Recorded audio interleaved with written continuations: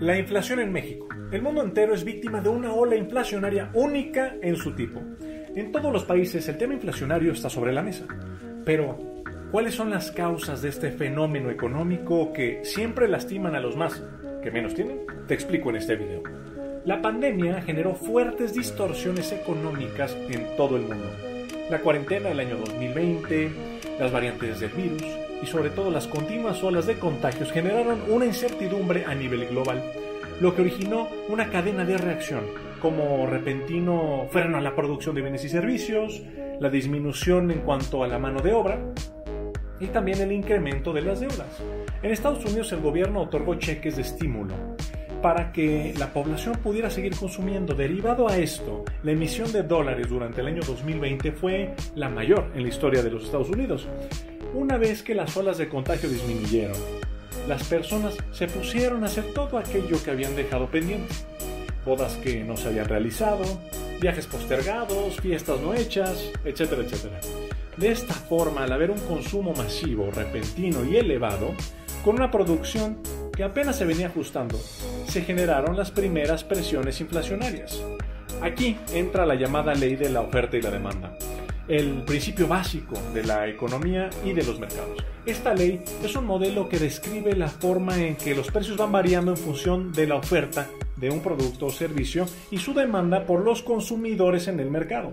Posteriormente a la pandemia vino la guerra en Ucrania y los precios del petróleo se dispararon. Una vez que sube la gasolina, todo empieza a subir.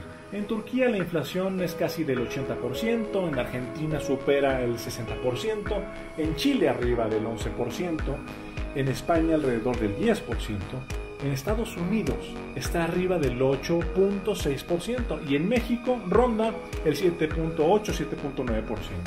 Es decir, en México tenemos una inflación mucho menor que en Estados Unidos. ¿Pero por qué razón? Porque aquí en México el gobierno aplicó un subsidio económico para evitar que los precios de la gasolina se dispararan. Subsidios que provienen de las utilidades derivadas de la exportación de petróleo mexicano al extranjero.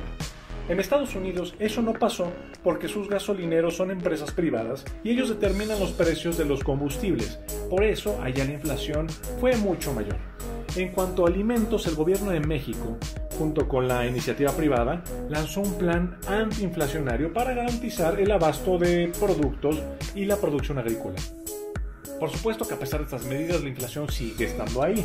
Ante todo, la inflación es un monstruo que es muy difícil de domar y más cuando sus causas son geopolíticas, externas a lo que ocurre en México. Pero ¿saben qué país parece inmune a esta ola inflacionaria? Bolivia.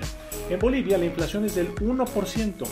Tienen los bolivianos la inflación más baja de todo el mundo. Incluso en el norte de Argentina, la gente en lugar de ahorrar en pesos argentinos, ahorra en pesos bolivianos, la moneda de Bolivia. ¿Pero qué ha hecho Bolivia para mantener esta inflación tan baja?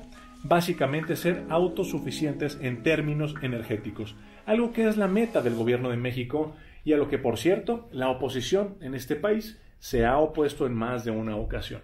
Un país que es autosuficiente en términos energéticos puede estabilizar a su población de estos choques externos como lo ha sido la guerra en Ucrania. En conclusión, si queremos evitar ser golpeados por olas inflacionarias externas, tenemos que ser autosuficientes en alimentos, fertilizantes, gasolinas, diésel y gas natural.